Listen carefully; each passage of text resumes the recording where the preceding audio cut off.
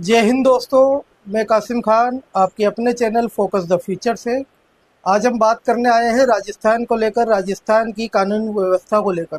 राजस्थान की कानून व्यवस्था पर इस बार बहुत ज़्यादा सवाल उठ रहे हैं। बहुत ज़्यादा कानून व्यवस्था की, लॉ एंड ऑर्डर पर बातें खड़ी हो रही है। बहुत सी खबरें आ रही है और राजस्थान की कानून व्यवस्था का बहुत ही लचीला प्रभाव है इस वक्त। हम उसके लिए चर्चा करने आए हैं। हमारे साथ है डॉक्टर शाहबुद्दीन खान साहब, जो कि एसडीपीआई राजस्थान के स्टेट वाइस प्रेसिडेंट हैं और भारत के सीनियर जर्नलिस्ट भी हैं। शाहबुद्दीन साहब, बहुत बहुत स्वागत है, इस्तकबाल है आपका। आदाब कासिम साहब। जी, मैं सबसे पहला ही क्वेश्चन आपसे ये कहूँगा कि राजसमंद के नाथद्वार एक एरिया है, राजस्थान के राजसमंद जिले का नाथद्वार एरिया है, जिसमें हजारों की तादाद में पुलिस ने तलवारें बरामद की हैं। इस पर आपकी पार्टी का क्या रुख है? देखिए कासिम साहब, ये बहुत गंभीर एक मसला है कि जो है वो 9,200 तलवारें बरामद हुई है दो जगह की छापामारी में। और उसमें 200 तलवारें तो ऐसी धारदार तलवारें बरामद हुई है कि जिसके ऊपर से अगर आप अंगुली घुमाओ तो जो है वो अंगुली आपकी कट सकती है।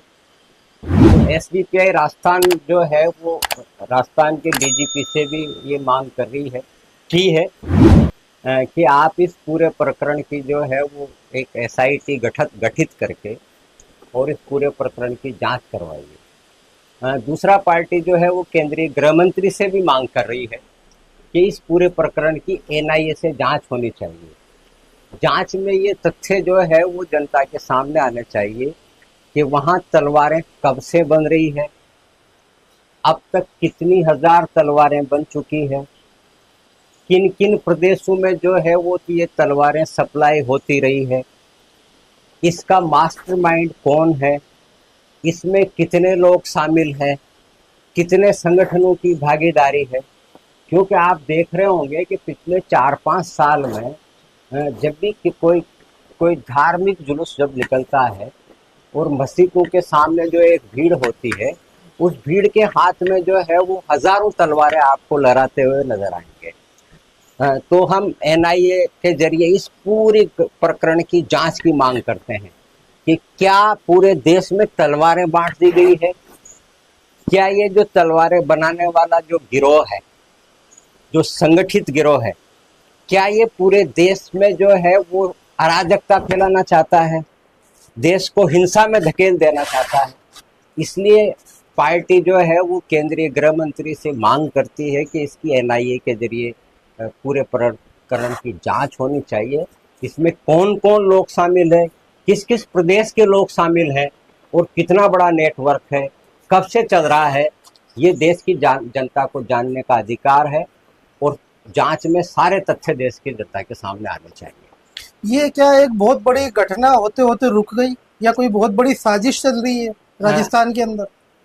मुझे लगता है कि न केवल ये राजस्थान में साजिश थी, बल्कि जो राजस्थान से जो बॉर्डर के जो स्टेट हैं वहां तक वो के इसके तार इसमें जुड़े हुए निकलेंगे। देखिए, देश में 2 प्रदेश ऐसे हैं जिसको एक संगठन विशेष ने जो है मुसलमानों के खिलाफ प्रयोगशाला बना रखा है। एक गुजरात है और एक मध्य प्रदेश है। और ये जिस जगह पे जहाँ पे ये तलवारें बरामद हुई है, वहां से 100 से 150 किलोमीटर के दूर पे जो है वो मध्य प्रदेश का बॉर्डर टच होता है और 100 से 150 किलोमीटर दूर गुजरात का बॉर्डर टच होता है। तो ये इस साजिश को बेनकाब होना जो है वो देश के लिए बहुत जरूरी है। भारत के नागरिकों के सामने, भारत की जनता के सामने ये चीजें सामने आनी चाहिए कि कौन तत्व हैं, कौन सा संगठन है, कौन लोग हैं जो देश में अराजकता फैला के और ऐसी देश में ऐसी स्थिति लाना चाहता है। अच्छा, राजस्थान की कानून व्यवस्था पर पिछले कई सालों से सवाल खड़े हो रहे हैं।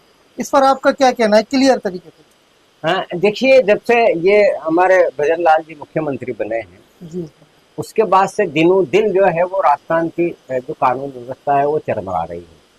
आए दिन आप देखते होंगे दलित महिलाओं पर अत्याचार जो है होता है, कभी बलात्कार का, कभी इसका, कभी उसका। फिर एक संगठित बजरी माफिया यहाँ इस देश में इस प्रदेश में राजस्थान में खड़ा हो गया है। और अभी हाल ही पे 4-5 दिनों पहले मतलब अपराधियों के हौसले किस कदर बुलंद है। टोंक डिस्ट्रिक्ट में जो है एक बनेटा थाना पड़ता है, वहाँ एक चौकी पड़ती है, ककोड़ चौकी।